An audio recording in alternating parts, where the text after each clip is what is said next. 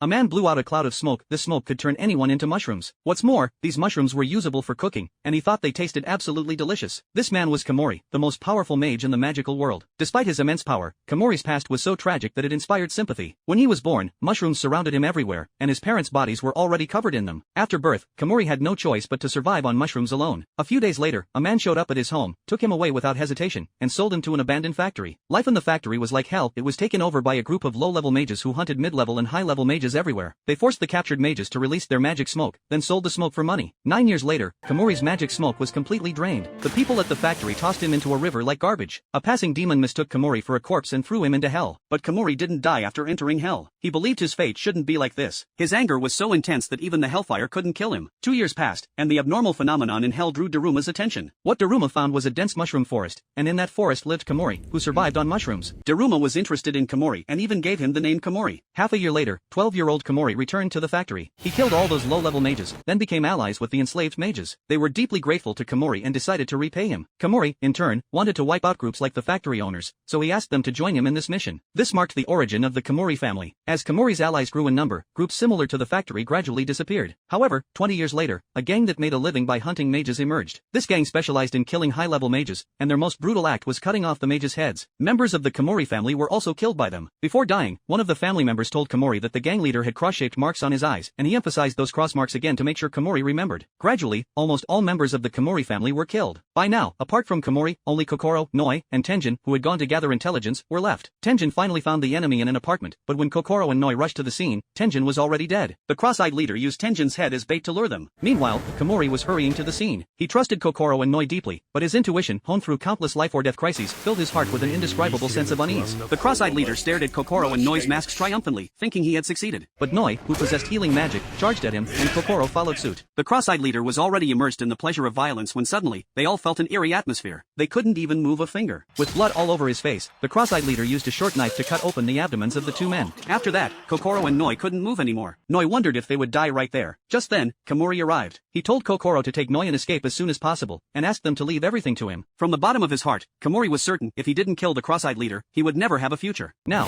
Komori unleashed all his power. When he finally came to his senses, he found himself in a mushroom forest with no one around. He felt extremely lonely at that moment. Komori's mask was cut open, and there was a wound on his neck. The smoke he had blown out had turned the entire city into mushrooms. This was the truth behind the death mushroom incident. Komori firmly believed he had turned the cross-eyed leader into a mushroom, but he had seen a headless man disappear through a door with his own eyes. In fact, all of this was a movie. Komori took on the roles of screenwriter, producer, director, and lead actor. The movie was titled Death Mushroom. Although it hadn't been officially released yet, it had already received praise from his team. However, this overly dramatic film didn't have an ending, because Komori